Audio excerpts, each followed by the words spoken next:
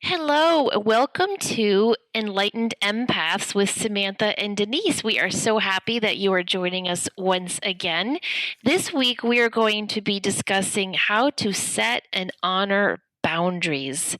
With empaths, especially, sometimes we have a hard time setting our boundaries and making our no mean no and our yes mean yes. So, Denise and I are going to share some tips and techniques to help us all navigate the tricky world of setting boundaries. And we're going to share some stories of how we have learned this in our own lives and are still learning it in many ways for ourselves as well.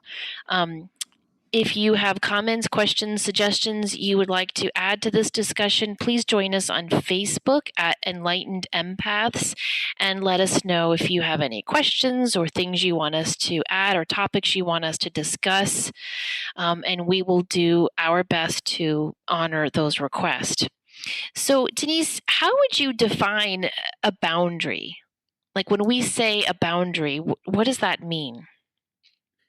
Well, and I think that it's an overused word right now. Everyone is always saying, you need better boundaries, you need to do this. But I think it's a very personalized thing.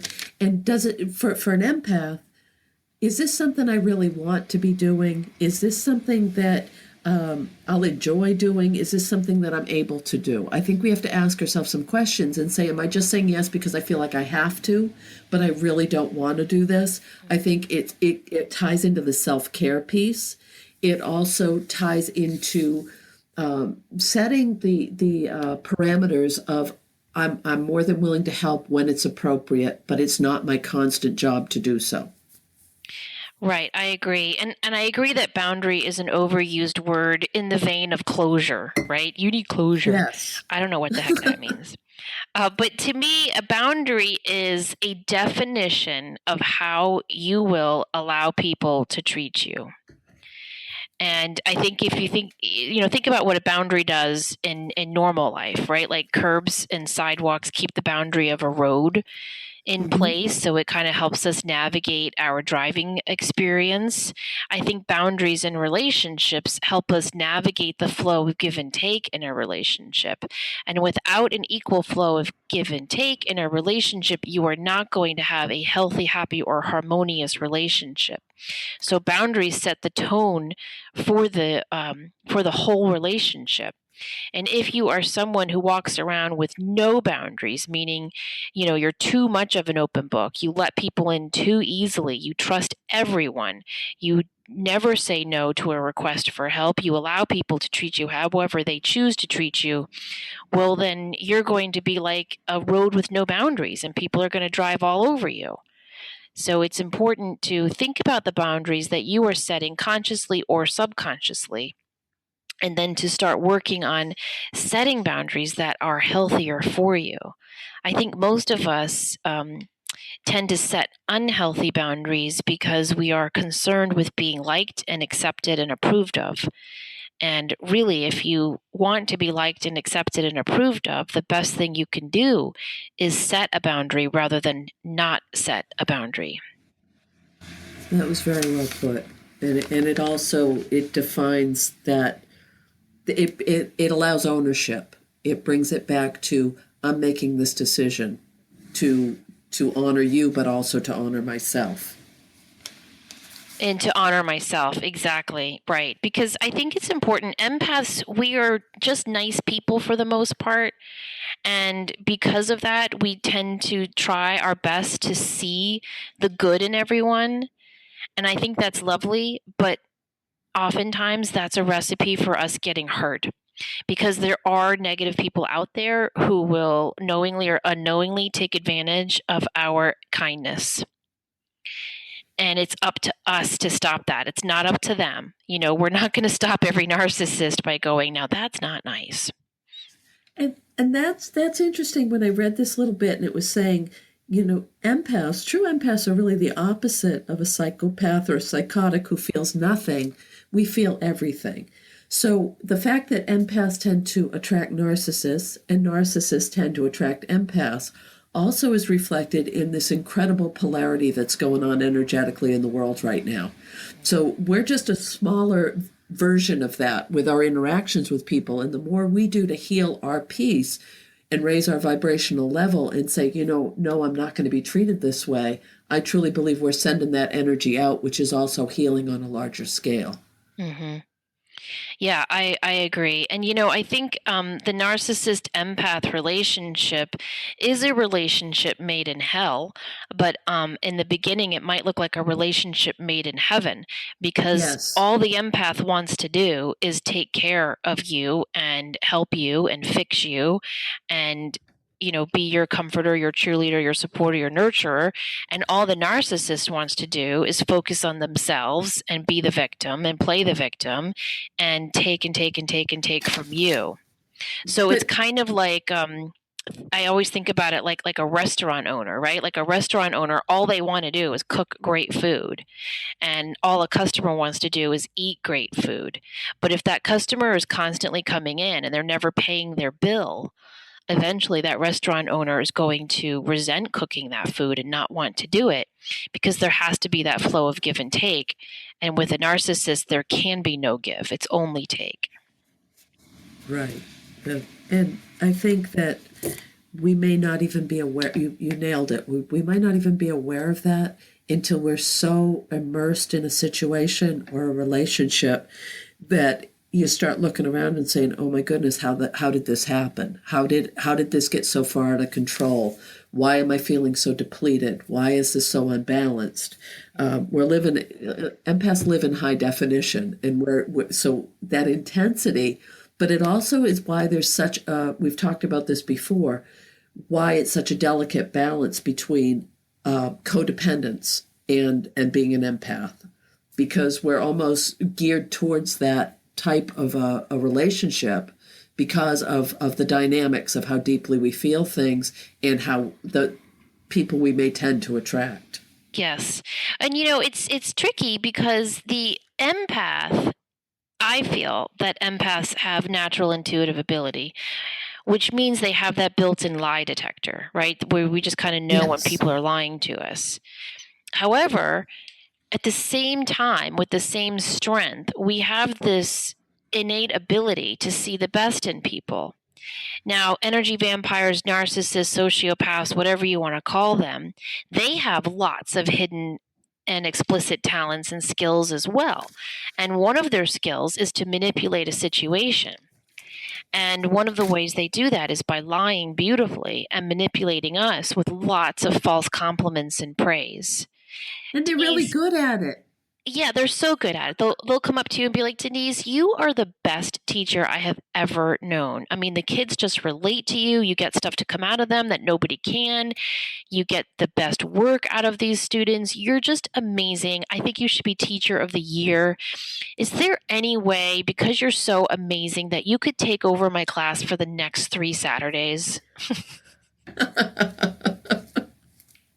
That was a very good example, by the way. It's spot on, because it is subtle and it's couched as being a positive, being a compliment, being something that is acknowledging a piece of us that we either do feel good about or we want to feel good about. Right. Exactly. And then, as empaths, we have a hard time when we sense negativity in people, because especially, and I don't want to make this show ever a female male thing, but I think women in particular are taught to always be nice. It's kind of ingrained of us, sugar and spice and all that's nice, and always be nice and always smile and always say yes, please, and thank you. And so we're kind of raised with that unspoken mantra going on in our head to be nice, to be kind, to be pleasing. And then when we are presented with someone who's going to take advantage of that, we have these two wars going on in our head. The intuitive piece saying, "Hey, they're lying to you, wake up." And the empathic piece saying, "No, but you need to be nice and they need help and they're asking so nicely." Yes, exactly. Which goes into that as conductors and conduits, we might not even be aware of how deeply rooted this is and what the true dynamics of a relationship are.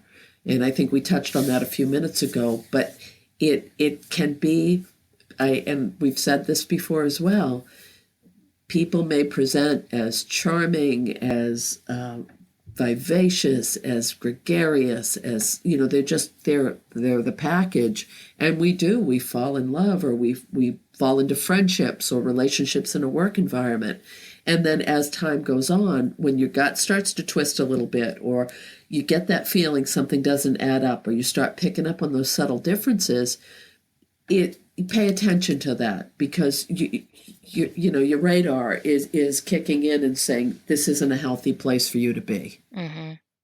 Yeah, and it can be really, really subtle things. Like I had a pretty big event in my life a couple of weeks ago, and one friend who's like a super true blue, amazing friend, she wrote it on her calendar. She called me the night before. She called me the day of. Hope it all goes well. I have another friend who's a little bit of an energy vampire. Never heard from her. 2 days later, she called and was like, "Hey, how's your week going?" Like, totally forgot about this really important event in my life. And I thought, that's kind of a sign that they're a little self-focused. So sometimes it's not anything overt, like being mean or cruel. It's just these little subtle signs that they're just not thinking about you. It's all about them.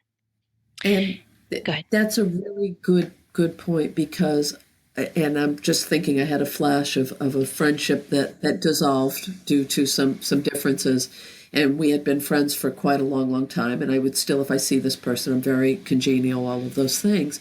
But when we met, we were very young, we were in a very different place.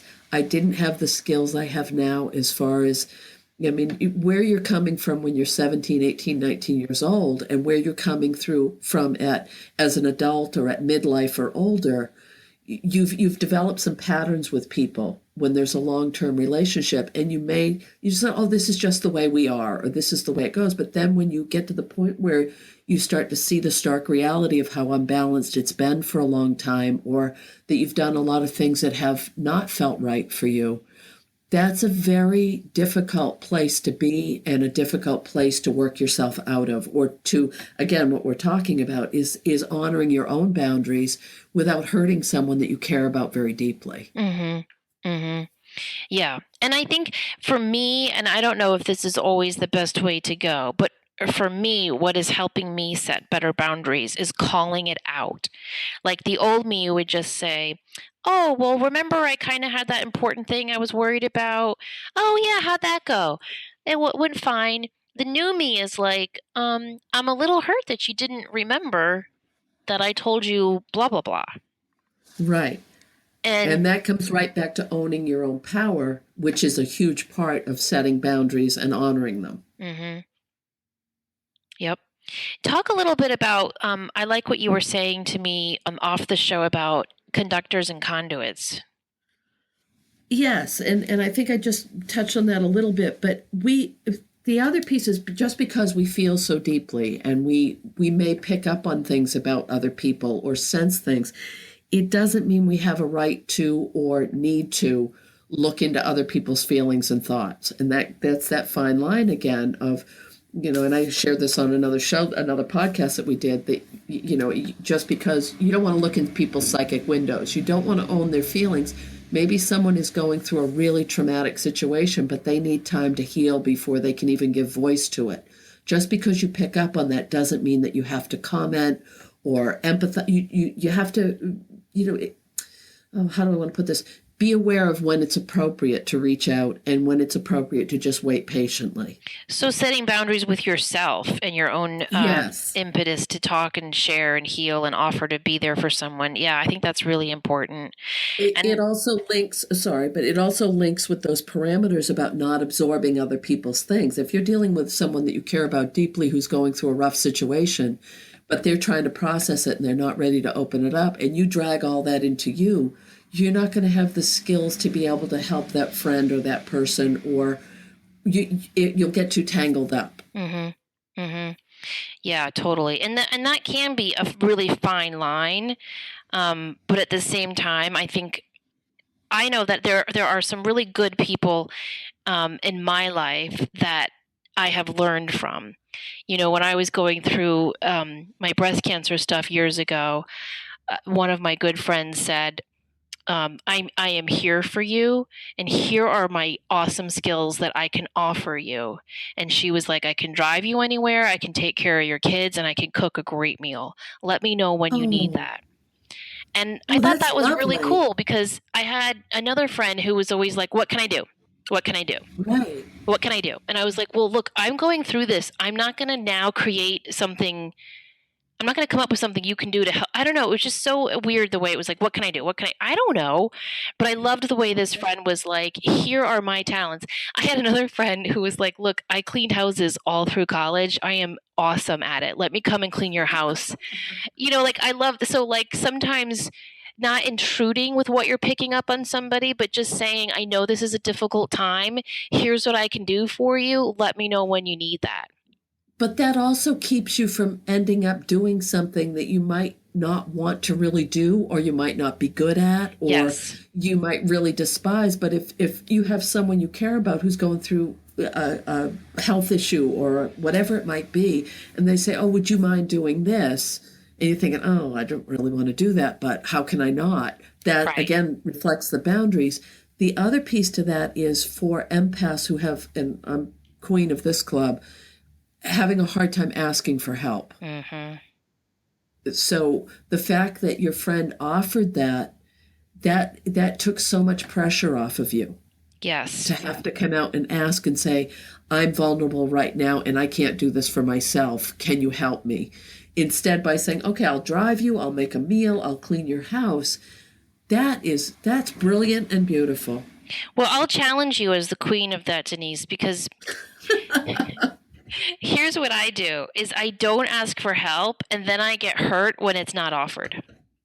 Oh yes, that's part of the package. Yep. Yep. Or I'll mutter. I'll be doing something and I'll mutter to myself, Oh and I'll yeah. and then and I'll and that's not healthy. And then I'll No. crack myself up. But it's that it goes well again. It's reflective of what you said earlier when I'm going to call someone out on it and say I was really hurt. Mm-hmm. So if we can say I'm upset that you offered to do this and then didn't show up, or I wish that you would follow through, however you need to word that so that you're not left holding it and holding that because that festers. Yes, it does. Yes, it does. And I think we have to be patient with ourselves too because it's I'm still learning that and it's taken me years. In the past, when I would go to talk to a friend about how his or her behavior hurt me, my voice would tighten up. Like Yes. literally my vocal cords would tighten up.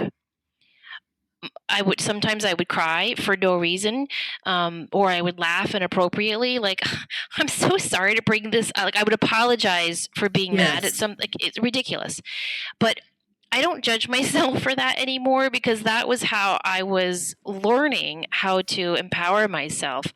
What helped me the most, and this is what I try to teach my daughters, is role playing what I was going to say to the person before I would say it to them. That's so funny you said that because it's I'll have the conversation in my head and I'll think because sometimes I'll want to blast someone. I want my roots come out very strongly and I just want to tear someone a new one. And I'll I'll rein that in and I'll say, okay, what's the best way to handle this? Or how can I approach this without it becoming an attack or adversarial or defensive? Mm-hmm. And you're right, learning those skills, but it's also what we've talked about as far as this is always evolving and changing and growing. Being an empath, you never learn all the tricks. There's always a new level. There's always a new experience with it, and we're building even more of a foundation now for what comes next. And being able to find our voice is a huge part of that.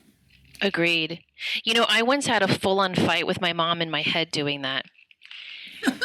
It was so funny. She's really good at pushing my buttons and, just demolishing my boundaries.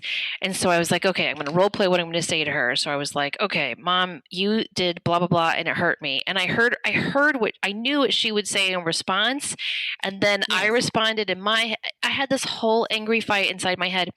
And when I finally had the courage to go talk to her, and she said exactly what I knew she was going to say in my head. And it wasn't as angry as it was in your head. No, and I was Right. prepared. but that also is for, again, and I'm going to reflect some things in my traditional work environment right now. There are some very toxic people who have quite a nice collection of puppet strings, and they like to use them. So they'll bait people, or they'll use kids, and that's my Achilles heel is don't treat kids poorly. That's why I'm still there. And I'll see them coming, and I'll have these conversations, and then I'll think, okay, I'm not going to buy into it. I'm not going to allow them to use those puppet strings on me. So it's a learning process of when you start to recognize those people in your life, or those scenarios, or those repeat, or they're, and once you start paying attention, it's really kind of fun because it's like a puzzle. And there's one woman I work with who she's very good at what she does. And I'm not saying that, but she has cue words that I've picked up on over the years. So when I hear those words, I know, shields up, Denise. So it is. When you know people really well, you start to learn their language. You start to read their body language. You start to pick up on those nuances so that you don't fall into the same trap of ending up somewhere you don't want to be. Mm-hmm. Yeah, because you know what held me back for the longest time in setting good boundaries was the shock. I would always be so shocked that this person was so mean to me. And I would go to, and I would share my rage with whatever poor person I felt the need to talk to, whether it be a coworker about a crazy angry boss, or whether it be, a good friend about another friend who had wronged me. And in hindsight now, that's so passive aggressive to just share your rage with everybody else except the person you're really mad at. And allowing yourself to sit in that energy of appalled shock, like, I can't believe they did this to me. That's kind of victim-y too. It also ties in with the need to eliminate negativity in your life. When you're talking about setting and honoring your boundaries or someone else's, negativity is a huge part of that. And when you buy into the gossip, or the passive aggressive, or the I can't believe that, you're bringing in, I tell myself this on a regular, it's not where I want to vibrate. And that is part of my little meditation before I go into certain places, is I'll say, please help me honor my light as well as the light within other people. And, help me to come from a place of integrity. I don't want to buy into it. Please help me stay away from the negativity. And I think that that's a really, really important skill for empaths. Yeah, I think so too. And I think a lot of intuitive empaths use this as a way of deflection, so they don't have to work on their own stuff. So they can create drama with the narcissist in their life as a way to avoid looking at their own issues. Yes. Because that's really where the hard work begins. And so I think empaths are really good at avoiding that. You know what? I'll just fix this fire over here in the family room and avoid the fire going on in my own kitchen. There's a familiarity to it. Yes. You know how to navigate that. Yes, and we can control that. Right. I always say with setting boundaries, the thing that I always remind myself is we teach people how to treat us. So yes. That's really important. And, I think too, you and I both are teachers, and I think teaching a classroom, navigating a classroom, has taught me so much about boundaries and earning respect.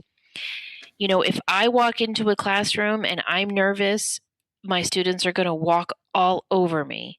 If I walk into a classroom and I'm falsely confident, they're going to see it and they're going to walk all over me. If I walk into a classroom and I'm super angry and rigid and controlling, they're going to push back against that. But if I walk into a classroom and I'm like, look, we're stuck here together for the next 16 weeks. Here's how we're going to make the best of it. We got to work together to make this fun and educational and uplifting. And I can only do it if I have your help. And here's how we're going to do it. Boom, we're on the same page and we're setting healthy boundaries.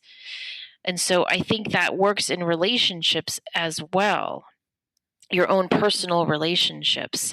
If someone hurts you, let's say a spouse, a partner, a sibling, a best friend, if somebody hurts you and you get upset and they say, I'm sorry, I won't do it again, and you forgive them, they're Right. probably going to do it again. That next time is really important, because if you forgive them again, well, then you've just created a pattern. It's an excellent point. You know, I'm always going to my poor priest at whatever church I go to throughout all the years. I always, whatever priest I have, they change them out at my church every 2 years. But I'll go to them and I'll be like, okay, I don't understand this and I don't understand that. And can you explain to me this? And I remember years ago I said to a priest, I don't get the whole concept of sin. Like, you know, it says in the Bible I'm not supposed to say like, oh my God. But I was raised to say, oh my God. I mean, my mom, if she stubbed her toe, Jesus Christ, oh my God. You know, like, so how is it a sin that I took that on? And I remember this priest said to me, a sin is doing a wrong behavior that hurts yourself or someone over and over without repentance. Ooh. And I think that's a really good definition of, I hate the word sin, but of you know, messing up your life or someone else's life. It's when you do something over and over and over, and you know, words, to me, in a relationship, words mean nothing. Nothing. Right. I don't put Actually. any stock in words. I only put stock in people's actions and how they treat me and how they treat themselves and how they treat others. And so I think as an empath, if someone hurts you and they apologize and they say all the right stuff, but then they do it again and you accept that again, then a pattern has been created. And so that's what I mean when I say we teach people how to treat us. Which goes along with that quote of no one can make you feel inferior without your consent, because I think there is a very distinct line between Eleanor Roosevelt, but a very distinct line between what you're saying and self-image, self-confidence, because we're so conscious and aware of, I don't want to hurt someone, or I don't want them to feel bad, or I want to be liked, that it will let it erode ourselves rather than hurting someone else. Which is why I think it's so important to accept yourself as you are right now, not as you will be when you lose 10 pounds, not as you will be when you get a good job, not as you will be when you pay off your credit cards, but loving and accepting yourself exactly as you are right now. That's the key to everything, in my opinion. You know, there's those of you who have listened to my Psychic Teachers podcast know I'm a huge Eminem fan. And there's a scene at the end of his movie 8 Mile where he has to rap, you know, against another guy. And he knows the guy is going to go off on him for being white, for living with his mom in a trailer, you know, for having all these faults. And so what Eminem does in his rap duel is, instead of attacking the guy he's going up against as you do, he attacks himself and he turns it all into a positive. So he owns all his faults. Like, yeah, I live with my mom in a trailer. Yeah, I'm white trash. Yeah, you know, I'm a white rapper. I'm no Vanilla Ice though. And he gets it all out there. And so when it's the opponent's turn to duel him, he's got nothing left to say because Eminem has already owned all of it and empowered himself with it as a result.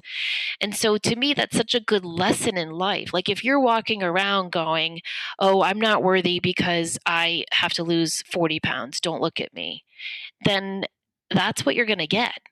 But if you walk around going, I am curvy, vivacious, and beautiful, and gosh darn it, y'all are going to just lucky enough to look at me, then that's what you're going to get.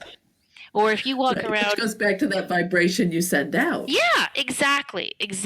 Yes. And I always say you can take any life and turn it into a positive or a negative depending on how you look at it. So take your flaws and turn them into what makes you unique and powerful and amazing.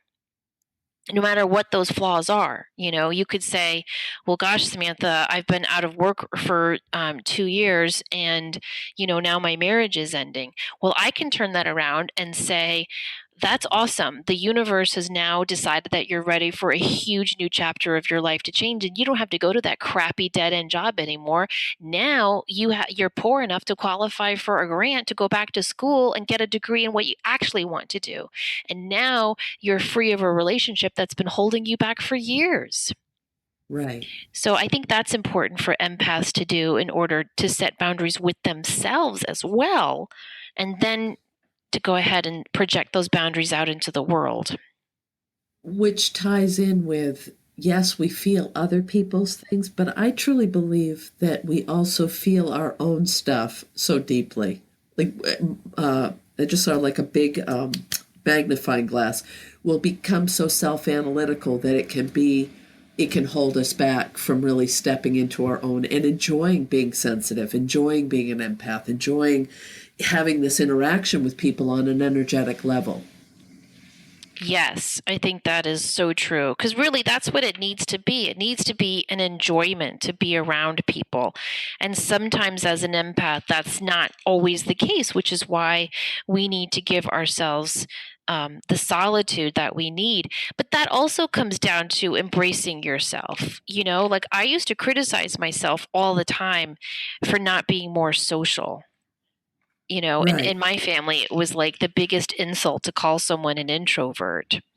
And so I Uh-huh. denied that part of myself for a long time. And that's just never good. The minute I started owning and accepting how awesome it was to be an introvert, like I feel lucky. I feel really lucky that I don't need people in my life. I want people in my life, but I don't Yes. need people in my life. I am not afraid to be alone. And I see more people making dangerous mistakes in their life based on that one fear. So I think you can turn any perceived negative into a positive by gleaming it for the diamond that it is. Um, I want to talk too about that balance in setting boundaries of giving and receiving. You know how earlier you said empaths need to Yes. learn how to receive help and ask for help? Yes. I think that's so hard for empaths. And I think what we all need to do is let go of this illusion that if we help everyone, everyone will like us. Right. I like the Ben Franklin quote where he says the easiest way to get someone to like you is to ask them to do you a favor. Right. And psychology studies have actually proven Ben Franklin to be right, that people actually like you more if you ask them to do something for you rather than the other way around. So it's important to remember to ask for help and to always think about the give and take flow that's going on in your relationships with people, whether it be at work or at the gym or in your neighborhood or at home or in your family, to have that give and take. And I think that this goes for relationships like parent and child. I think there needs to be a give and take there as well. You need to tell kids, like, hey, I've worked all week. I'm going to need your help cleaning the house this weekend, or, what have you. But to set all of those boundaries in all of your life, whatever the different dynamic of the relationship is, but to think, what am I giving in this relationship? What am I receiving in this relationship? And to honestly look at that. It's a huge piece of self-care. I mean, self-care isn't about I exercise well, I eat, the right foods, I sleep. It's also about that piece, exactly what you're talking about, of can I accept help as well as give it? Is there the balance piece? And I think that's something a lot of us struggle with in so many aspects of our life, is finding that balance. And that's a hard one. Yeah, That's a really, really hard one. it is. But just remember, like, people, they want to help, they want to participate. Now if you're dating a narcissist, that's a different story, and you should just jump shift if you can, because that never goes well. But for most people, like, they want that give and take. There's a story I've told before, but not on this podcast, that I always think about. My friend was telling me how her mom was working on setting healthy boundaries in a relationship and learning to say no. And the therapist said to my friend's mom, I want you to stand up. And she was like, okay. And he stepped close to her. You know how we all have that square where we feel comfortable? Yes. He stepped into that square and she kind of didn't say anything. And then he stepped closer where they were like nose to nose, and she was kind of internally freaking out, like, what is this about? What is he trying to do? And then he stepped closer and she just kind of looked around and looked at her watch. And then he stepped hard on her foot and she said, ow, and pushed him away. And he said, look at that. It took me physically hurting you before you loved yourself enough to declare your boundary. Wow. Yeah. Oh, that's very powerful. Isn't it? He said, you were uncomfortable the minute I asked you to stand up. You were uncomfortable when I approached you. You were uncomfortable when I stepped closer. But you never said anything until I physically harmed you. Oh, that's incredible. And I think about that in our own lives. Like, how often do people make us uncomfortable and we just kind of squirm or internally freak out, but we don't say anything until it's too late, until we're stepped on. Oh, I love that. I don't love that we get stepped on, but I love that. That's an incredibly poignant little vignette to really internalize and think about. Mm-hmm. And it's one of those nice things to think about when you're trying to set a boundary. Okay, where am I in this relationship? Did I just stand up? Has this person moved closer to me? Because I do well when I have those little pictures in my mind to say, where am I in this? Is he getting ready to stomp on my foot? Yes. Yes. Well, I'll tell you, I don't know if this is true of all empaths, but it's true for me. I always need validation of my feelings. And I don't know if it's because I grew up in a home where my feelings were always doubted or invalidated, or if it's part of being an empath. But if somebody is mean to me, I need like 3 other friends to validate me and go, yeah, that was wrong, before I give myself permission to get outwardly angry. And that's something that I've really worked on hard, especially in the last 2 years, in setting boundaries. Instead of needing 3 people in the room to go, yeah, that therapist should not be walking that close to you. That's not right. Instead of doing that, I am now getting to a point where I can say, I don't care what anybody else thinks. This makes me uncomfortable. Therefore, I'm setting my boundary. And I think that's truly one of those progressive skills that we develop, because I'm a little further down the path with that, not in a hey, look at me way, but that's taking me years and years and years, and also a lot of the tumultuous things that really turned my life in a new direction happened quite a while ago now. So I've had more time to practice it.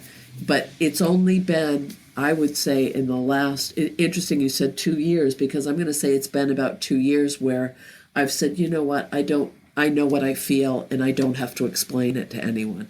Yes. And that's huge. Yes. If someone had told me 10 years ago I would ever make that statement, there was no way in blank I would ever believe them. Yeah. Yeah. But I am proud of myself for saying blank and not the other word, because that... Me too, Denise. That's a first for you. Look, you're setting boundaries with your own compulsion to swear. Denise and I both share a love of the F word, but we will not accost you with it on this show, we promise. No. That was one of the first things you said to me when I met you, Denise, was, do you mind if I swear? Right, and I warn people about that because they don't expect it. No, I know, it's true. The other thing is, I think we've covered some beautiful things about, finding that strength within, honoring the boundaries, ways it may present, but there's also those subtle ways of, and I'm guilty of this right now, is the workaholic thing. Are you throwing yourself so into something so that you can deflect the other stuff on the periphery?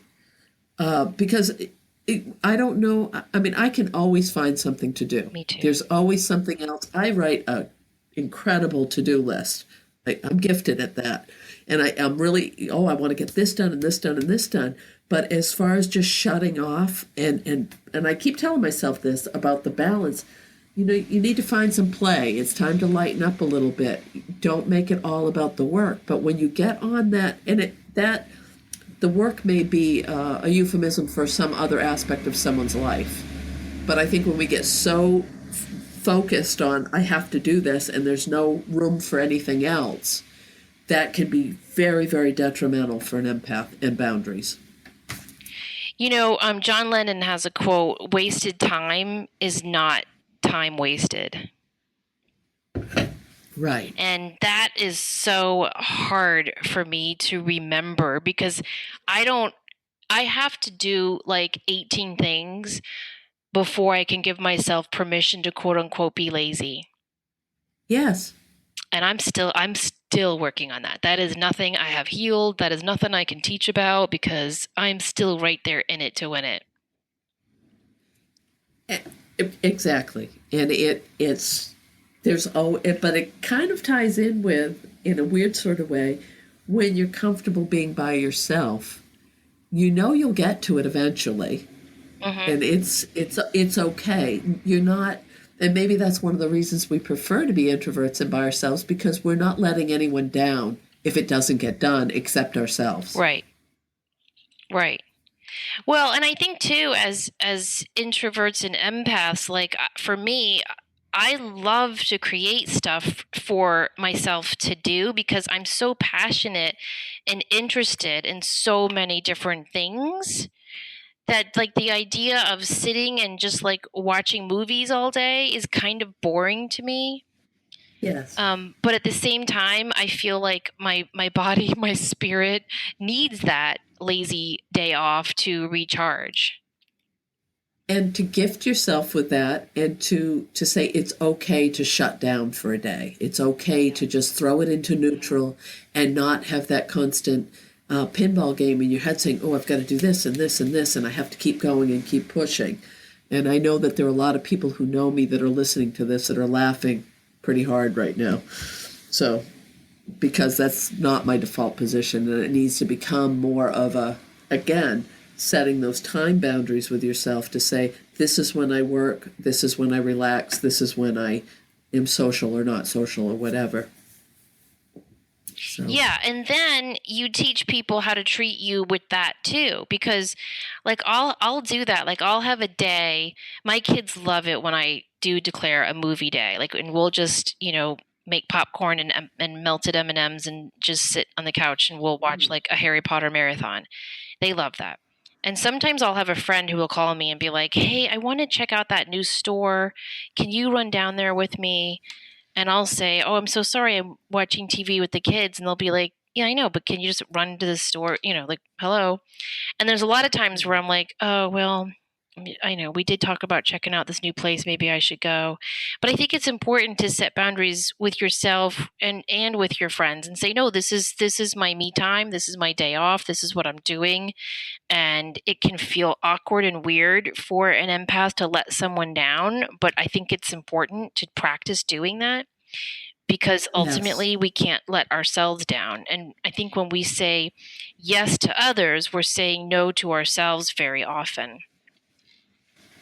And it goes along with the very prevalent feeling that's for a lot of folks right now is, and I've said this as well, making the most of our time on the planet. Am I doing this in a joyful way? Am I enjoying my life, or am I trudging through it? Oh, the hamster wheel thing. Yeah, I was just telling my friend that the other day. I said I'm having a hamster wheel month where I'm just going, going, going, and I'm not enjoying. Right. And I think it's And that's the important key. to recognize that and just put a big stop sign to that. Yes, very much so. And also about keeping ourselves grounded, because I think, especially if for a lot of folks that are probably listening to this, they are in either healing fields or intuitive fields, or they use that as a basis for how they're navigating their lives. And making sure to remind yourself to stay grounded, to let those heavier emotions just go back down into the earth, or whatever skills you use to ground yourself, make that a constant reminder throughout the day to just kind of release and let some of that emotional stuff go. Well, and I don't know about you, but you know that phrase that's around all the time, stop the glorification of busy? Yes, Have you seen that? I I have. love that because I don't know. I mean, Denise, your kids are grown and out of the house now, but I don't know if you dealt with this when they were younger, but a lot of my mom friends, they glorify that busyness, and I feel that they define themselves and their kids by how busy they are. And that's really Yes. hard for me because sometimes I'll find myself getting caught up in that. And then I'm like, what am I doing? Like, this is ridiculous. I'm not enjoying this. I'm just pushing and rushing, and I'm not being or enjoying, and I'm not modeling effective, healthy behavior for the kids if I'm telling them, you have to be in 2 after-school activities a week. I mean, for what? Like I always want to say to half of these moms, like, do you want your child to grow up and be a professional soccer player or what? Like, what's happening here? When when the boys were younger, and I remember this vividly, is that they'd have baseball practice or whatever it might be, and I would always try to arrange it, and I had that that benefit that what I did for a living, I could adjust my schedule in the afternoon, and I was always there with them. And I remember this mother pulling up with her son, and she was frantic, and she literally threw a granola bar at him and said, "Here, we don't have time to get you anything to eat. Eat this, we'll eat later." And the kid had this look on his face, and I thought he had just gone from boom, boom, boom, one thing right after another. And there was so much pressure to you're going to be the best on the team. You're going to be this. You're going to be. And I thought, wow, not even to take the time to sit down and how was your day? Have a meal, eat a sandwich, do something. Instead, it was that intensity, and that's not only hard for us, but also it's that competitive piece that people can fall into.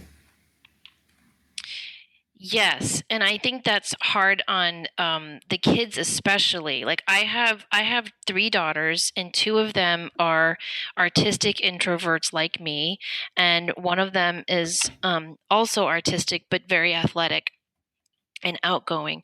So she does a lot of after school activities, but my other 2 do not. They come right home from school, Right. and they go for walks in the woods, they ride their bikes, they wait for the ice cream man to come, they paint seashells. Like they just do whatever they want, and then they do homework and dinner, and it's so relaxing. And I can't tell you how many mom friends are like, I can't believe you allow that. I can't believe you don't push them to. Right. Like it's a bad thing. Yeah, like it's a bad thing, like I'm holding them back in life somehow. I get a lot of subtle pressure from moms going like, gosh, I can't imagine. Yes.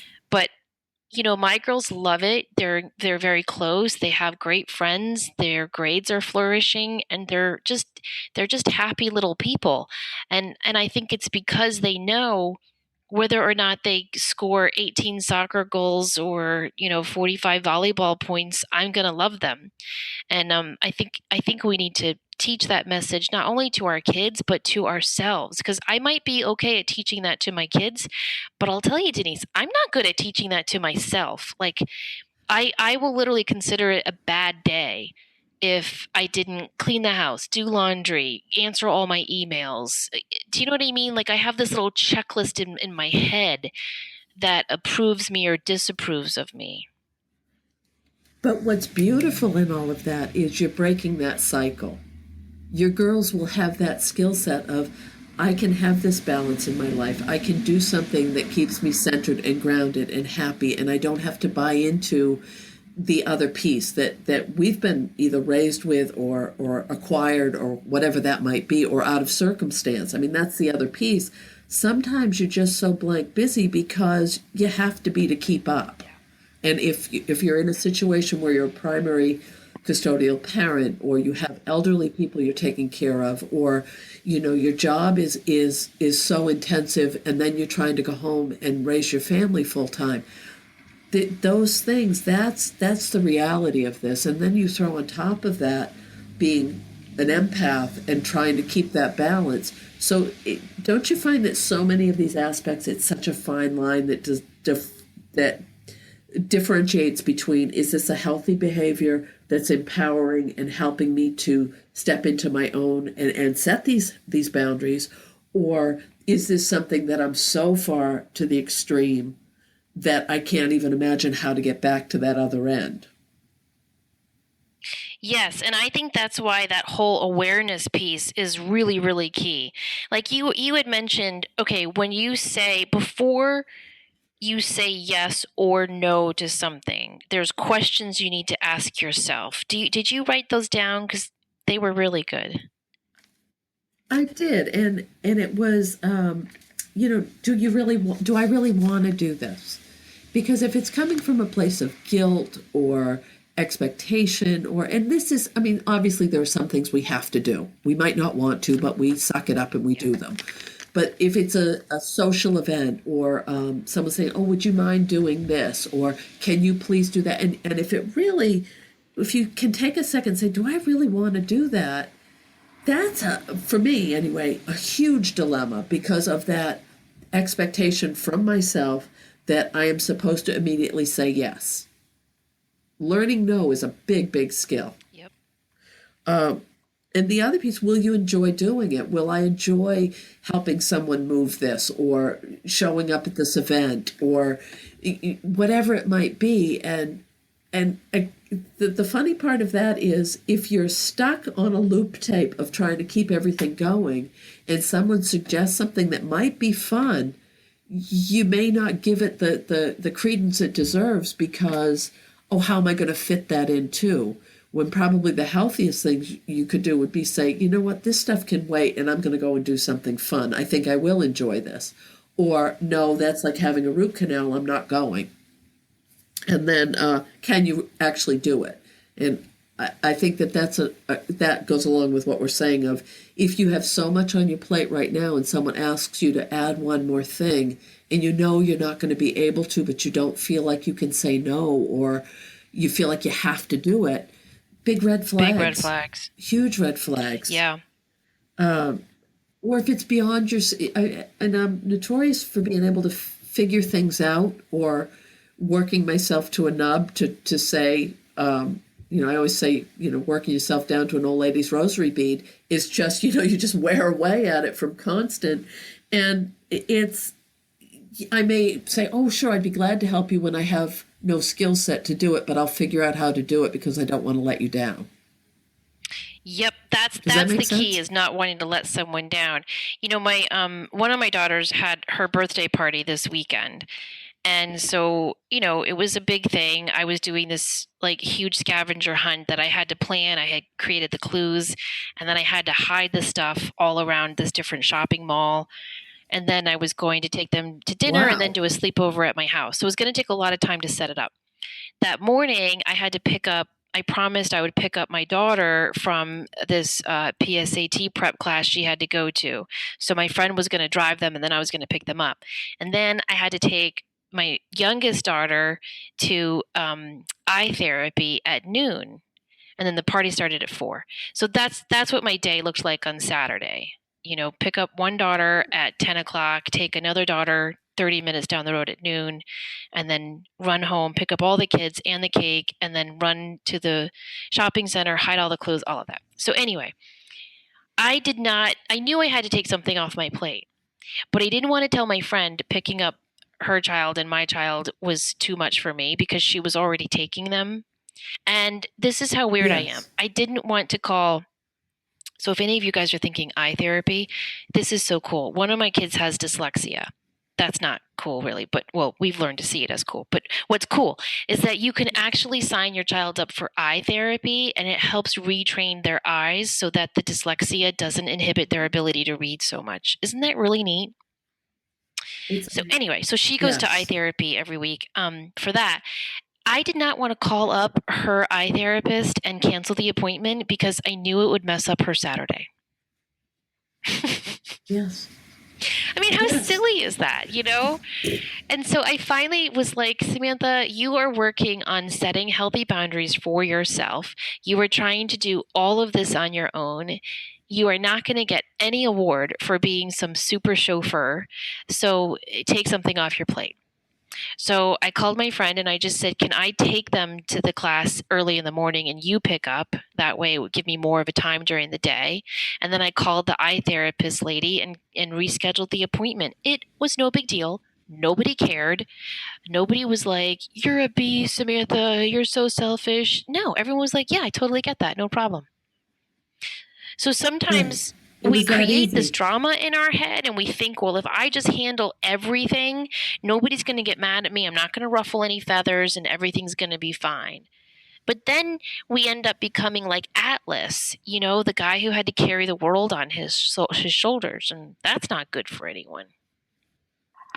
No, no, it isn't. So, But that's it's very, very true. And how sometimes when we'll arrange our schedule because someone is insistent, oh, I have to talk to you, I have to have a reading right now, I can't, please, please, please, and you adjust everything, and then at the last minute they cancel, and I'll find myself saying, why?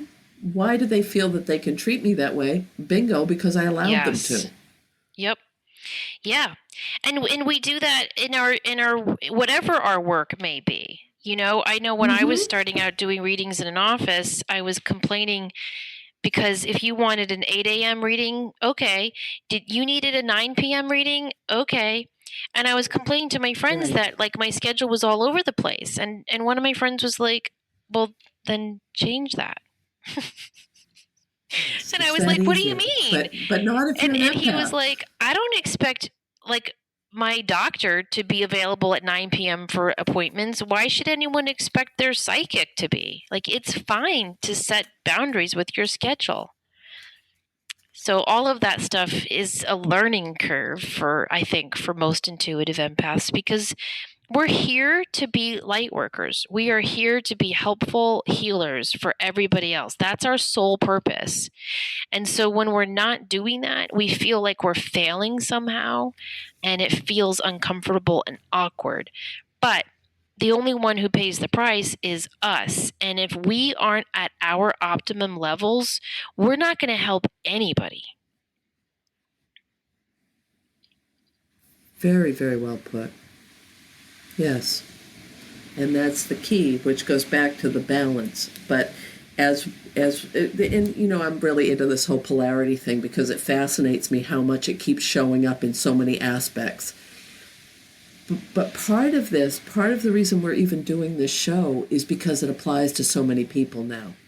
If we had done this 15 or 20 years ago, it would have been a much smaller part of the demographic. It would have been, we'd still attract light workers, but now there are so many of us, and we're really coming together. And I think it's a huge part of where things are evolving as culturally, socially, and even as a planet. I agree. I think the one thing I want people to take away from this hour talking about this is that idea that you don't have to say no right away and you don't have to say yes right away. To take that moment to pause whatever anyone is asking of you, whether it's a physical thing like helping out with a project, or it's an emotional thing like sitting with them for lunch and listening to their problems, or it's a work thing, whatever it is, you don't have to say yes or no right away. Just say, let me check my schedule and I'll get back to you. Giving yourself the power of the pause, I think, is so important to just not jump in right away with a yes or a no.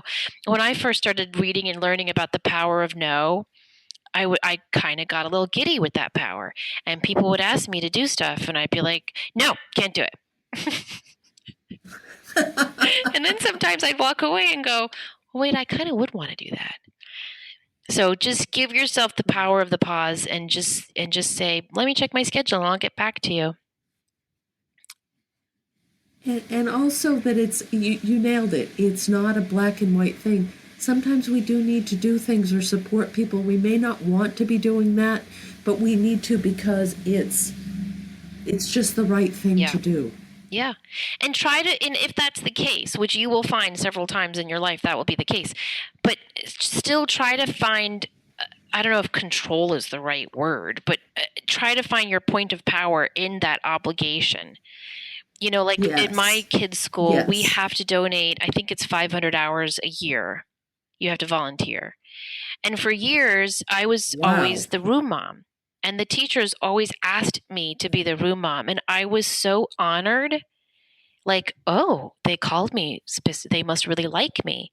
Finally, when one of my kids was in fourth grade, the teacher asked me, and she was like, "You have to," and I said no, and she was like, "You have to be my room mom," and I was like, "Why?" And she was like, "Because you're the only parent I can rely on to be easy and not create drama." Isn't that nice? So it's Wow. not that I was so great and wonderful and efficient as a room mom. It was because I was so easy and such a pushover. So finally, I looked at this thing and I was like, okay, I have to donate these 500 hours. I don't like being a room mom. I hate creating all these stupid parties and figuring out who's going to bring the fruit salad and who has the nut allergy. And finally, I was like, you know what I would really love to do is just spend time in the library. Like that's where my heaven is in a library. And I felt bad because it meant I wouldn't be in the classroom with my kids. But at the same time, I was like, you know what? I did that for years. I didn't really like it. This is what I want to do. And so, yes, I have an obligation to volunteer 500 hours a year, but I feel like I took that power back by saying it's going to be in the library. And I love sitting in that library every week. Wow. Oh, that's fantastic. Yeah. That is fantastic. And it also a beautiful way to tie up setting boundaries and honoring those boundaries for yourself. Yes, it comes back to awareness and just always if we can be aware. I think we empaths are so aware of everybody else's emotions, but I think we owe it to ourselves to honor our own emotions and to check in and just say, am I honoring my emotions in this yes or someone else's emotions? Am I honoring my needs or someone else's needs? Right, because it's truly the only way we can have healthy relationships with other people and with ourselves. Do you think we've said everything we can about boundaries? I think we've covered this, yes. And if someone has a question or a concern or would like further depth, they could, mention that on the Facebook page and we'll see what we can do with it. Okay, sounds good. Yes, please check us out on Facebook, Enlightened Empaths. You'll find Denise and me there. And please subscribe to us on iTunes if you like us and take a moment to leave us a review if you have found these shows helpful because it's a great way for other intuitive empaths to find our show. And that way we can keep making connections, which is what this is all about. Yes. Yes, very much. All right. Thank you so much, everybody, for listening. We hope you have a great week and go out there and set your boundaries. Yes. Bye-bye. Bye-bye.